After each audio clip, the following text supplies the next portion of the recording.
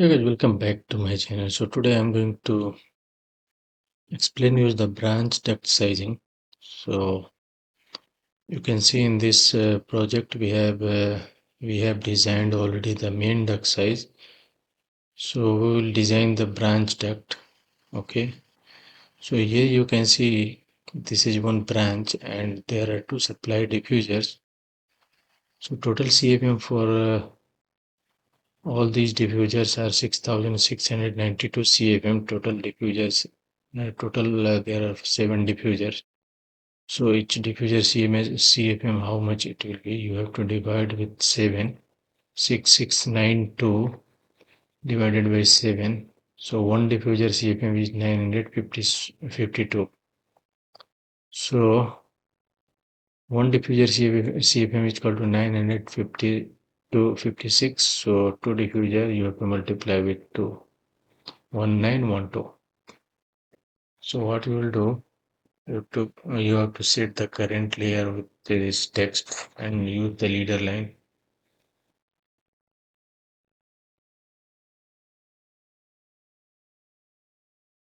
Type LE leader line. Copy this text.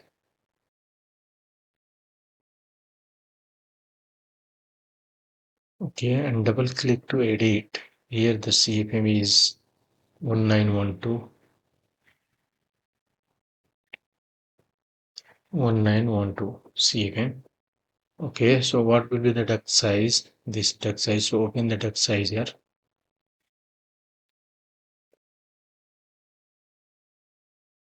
Enter the CFM 1912. Change the unit to metric system because we are designing the branch duct. So for the branch duct, there is a specification. You can see your branch with terminal device connection 6 meter per second. Okay, so branch duct is designing with 6 meter per second velocity. So enter here 6 meter per second and enter the duct size. So check with 400. So we must have tried to design the duct with a square shape. So you can see here the I enter the 400 height. So width also 400. So the duct size is 400 by 400 here. 400 by 400. Okay, and you can see that main duct size height at this branch is 650, so it's okay.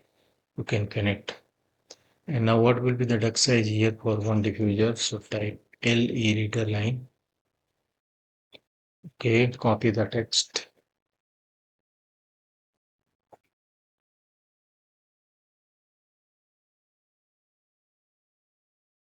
Place it here. And one diffuser CFM is just divide 956. 956.